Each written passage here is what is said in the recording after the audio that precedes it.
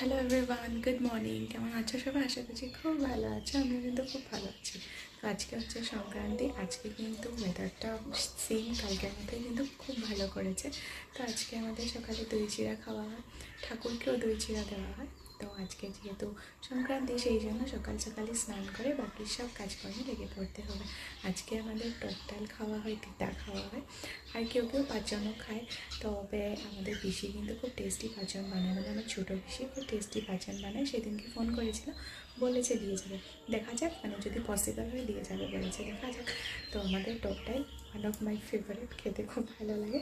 তো যাই হোক, চলো সবচেয়ে আগে স্নান করে আসি। আজকে হলুদ আর নিম পাতা দিয়ে সুন্দর করে স্নান করতে হয়।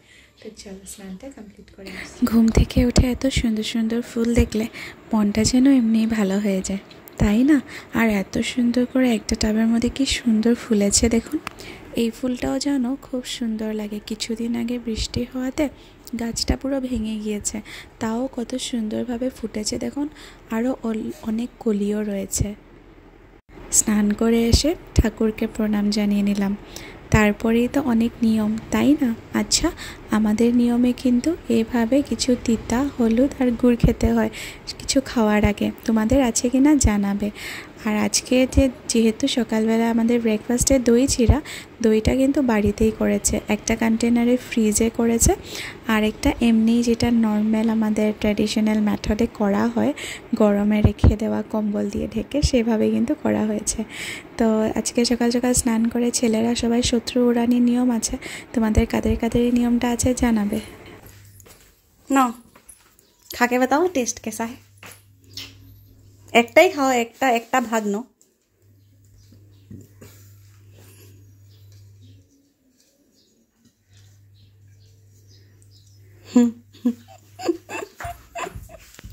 এবার হলো ব্রেকফাস্টের পালা।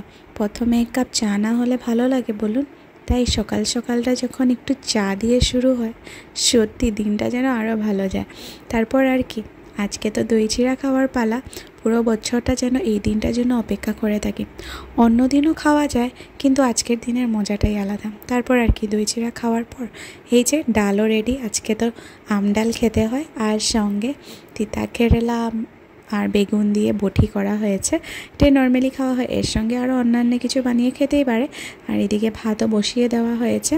এর মধ্যে দেখুন তিতা কেরেলা আর বেগুন বটিটাও কিন্তু রেডি। আর আমাদের কাককে ভাত দেওয়া হয় আজকের দিনে। তো এই যে কাকের জন্য ভাতও রেডি, একদম দই দিয়ে। চলো এবার নিয়ে যাওয়া হোক। দিয়া তো ইটার উপরেই ভালো হইব।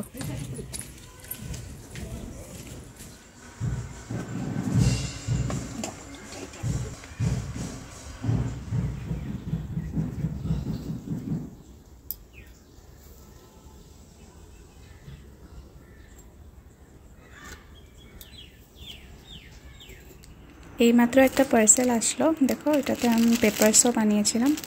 তো আমার বরের ইলেকশন ডিউটি আসছে, তো সেখানে এরকম পেপার সব থাকলে ভালো হয়।